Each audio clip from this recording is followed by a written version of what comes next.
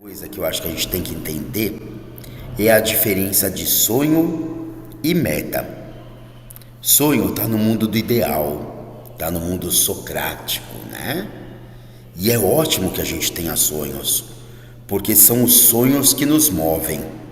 Aquilo que não faz seu olho brilhar, aquilo que não faz você sentir frio na barriga, aquilo que não faz você se arrepiar, não te move. É burocrático. Só que um sonho que fica só no mundo ideal, que não se junta com alguém, que não tem um plano, que não tem uma data, é só um sonho que se sonha só. Como diria Raul Seixas, né? Sonho que se sonha só, é só um sonho que se sonha só, mas sonho que se sonha junto é realidade. Bom, não faz parte dos meus sonhos ser um cantor. Acho que vocês já perceberam, né? Mas faz parte dos meus sonhos poder me divertir e fazer aquilo que eu amo. E aí a gente vai continuar um pouquinho nisso. Um sonho que a gente coloca data. Lógico que tem que ser uma data factível, uma data alcançável. Se o sonho é muito grande, a gente fragmenta em subsonhos, em submetas. A gente já vai falar sobre isso, em metas intermediárias. Você junta o sonho, coloca uma data e coloca um plano para que esse sonho seja atingido até determinada data, com um plano bem detalhado, bem estratégico, mas também flexível. O plano deve servir à meta e não a meta ao plano. Você tem uma meta, então o sonho que tem uma data para ser realizada e que tem um plano estratégico que possa cumpri-lo com fases intermediárias virou uma meta. Então primeiro é sonhar e depois transformar os sonhos em metas. Tudo aquilo que a gente deixa na categoria de algum dia eu vou realizar, provavelmente não se realizou. Algum dia eu vou aprender a tocar violão. Algum dia eu vou aprender a falar inglês. Algum dia não existe no calendário. Muito bem. Uma vez transformados sonhos em metas, você precisa ver se as suas metas cumprem algumas características.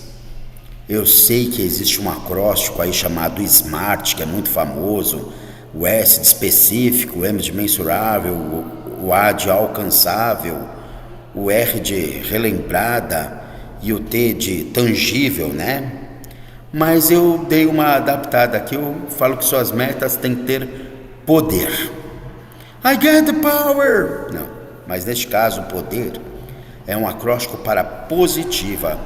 Não adianta você fazer metas com aquilo que você não quer.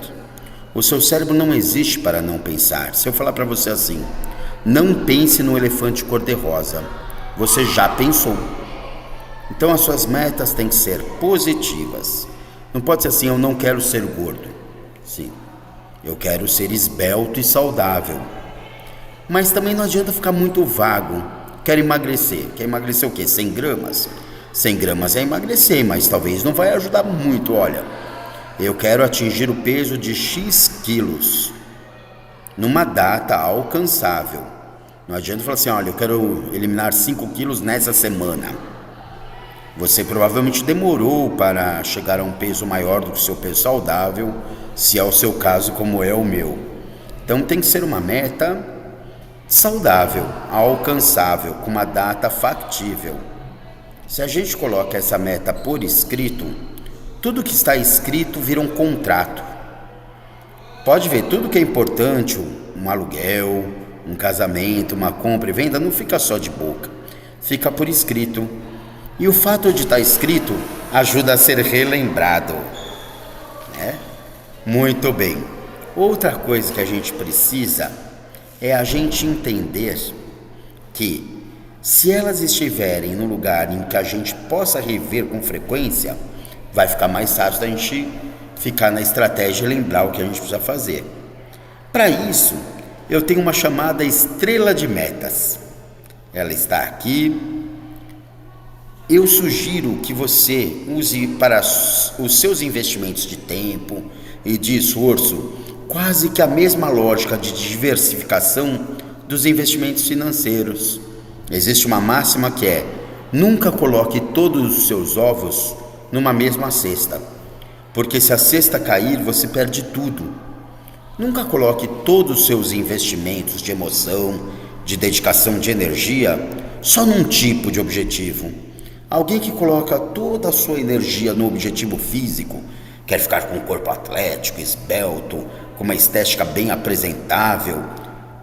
Quando essa pessoa começa a envelhecer, por exemplo, e tem um declínio que é natural, a pessoa fica muito mal, porque todos os ovos dela estavam na parte física.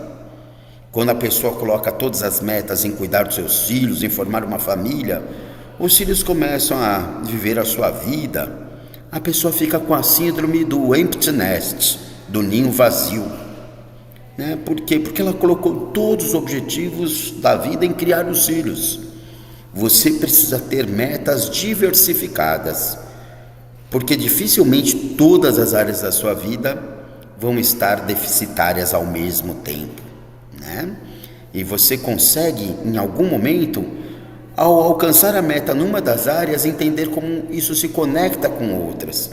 Você começa a sentir como um corpo mais preparado fisicamente te ajuda a ter uma mente mais clara. Essa mente mais clara te ajuda a pensar em soluções financeiras. Você melhorando a sua autoestima, isso te ajuda a se relacionar melhor. Se relacionando melhor, você tem mais ânimo para manter a sua saúde. E o seu corpo saudável te ajuda a se conectar com uma força maior e agradecer. Então, você tendo metas em várias áreas, isso te ajuda a ter uma vida mais equilibrada. Se você gostou, eu tenho aqui um modelo que você pode baixar e colocar qual é a sua meta espiritual de amplitude, caso você não tenha, você acha o termo espiritual muito forte. É assim: é fazer mais caridade? É fazer um ato de caridade por semana? Qual é a sua meta financeira? É trocar de carro? Um modelo específico? É trocar de celular? É ter uma reserva financeira de X reais? Qual é a sua meta emocional? É ter uma parceira ou um parceiro de vida? É voltar a ver velhos amigos? É conseguir o perdão ou perdoar alguém que é importante na sua vida? Qual é a sua meta mental? É ficar fluente num idioma? É terminar uma graduação? Para os mais novos, é conseguir passar de ano acima de média 8 em todas as disciplinas? Qual é a sua meta física? É conseguir um peso determinado que é saudável? É conseguir voltar a praticar um esporte que você tanto gostava na juventude? É chegar na faixa preta de alguma arte marcial? Enfim, eu sugiro que você tenha pelo menos uma meta em cada uma das pontas da estrela, e não muito mais do que uma. Eu sugiro que você escolha aquela meta que a gente chama de meta peça do dominó. Sabe o trenzinho de dominós em que uma peça vai derrubando a outra? Qual é a meta que, se você conseguir, é aquela que facilita todas as outras? Eu, por exemplo, tenho uma questão que eu avalio, que se eu chegar no meu peso saudável, é uma coisa que realmente é bastante complexa para mim, isso vai ser uma meta pedra de dominó. Ela vai me ajudar em outras conquistas, na gratidão a Deus, em eu conseguir ter mais disponibilidade e vigor para atingir metas financeiras, em melhorar a minha autoestima para as minhas emoções, eu ter uma mente mais leve, porque não fica tão ocupada no gasto de energia com o que os outros estão pensando sobre a minha imagem, Tudo isso vai melhorando se eu consigo atingir uma meta dominó. Eu acho que uma meta peça de dominó em cada uma dessas áreas é algo importante de você traçar. Mas duas coisinhas ao vocês estabelecerem as metas, eu sugiro que vocês peguem na meta e na execução das metas o conceito de flow do Csikszentmihalyi. Mikhail Csikszentmihalyi, ele diz que as coisas que a gente sente prazer na vida e atingir metas tem que ser algo prazeroso durante o processo e não só no final, elas equilibram habilidade e desafio, ou seja, dar o passo do tamanho da perna. Se você é uma pessoa que tem habilidade para ser um artista internacional e você se contenta em fazer pequenos rabiscos num caderninho, você provavelmente tem muita habilidade para um desafio um pouco ousado. Isso vai te fazer ficar no tédio. Por outro lado, se você está num emprego em que te exigem muito e você não tem tempo nem para dormir, o desafio está muito maior do que a sua habilidade atual em lidar com o tempo e as demandas. Isso vai te gerar um estresse que pode chegar até ao ponto de virar burnout, um estresse insuportável. Quanto mais perto você conseguir ficar do equilíbrio entre a habilidade que você tem e o tamanho do desafio, mais provavelmente você está sentindo prazer na execução das suas metas. É lógico, em alguns momentos você tem que forçar um pouquinho mais o desafio para sair da sua zona de conforto. Em outros momentos você tem que celebrar o que foi conquistado e ficar um pouquinho menos desafiado para poder sentir o prazer das conquistas. Essa oscilação espiralítica em torno dessa bissetriz aqui é o que vai fazendo a vida ser tranquila e saudável. Mais um ponto, eu pego agora emprestado de um cara que chama Stephen Covey. O Stephen Covey, ele diz que a gente deveria organizar tudo o que a gente faz na vida, diferenciando as coisas urgentes, que precisam de muita pressa, e as coisas importantes, que vão dar grande significado, grande propósito à nossa vida. Segundo ele, quando a gente faz coisa que precisa de muita pressa, mas que a gente considera pouco importante, por exemplo, nossa, esqueci de pagar uma conta e o banco está fechando, deixa eu ir rápido. Não é algo que você vai falar assim, nossa, meus netos, no dia tal de novembro eu consegui pagar uma conta em dia. Provavelmente é algo que você vai até esquecer que fez, mas te gerou um estresse muito grande. Você precisou correr para fazer algo que não é de grande honra, né? Aquilo que é urgente e não importante seria o exemplo aí do boleto, né? São as interrupções. Tem coisas que são urgentes e importantes.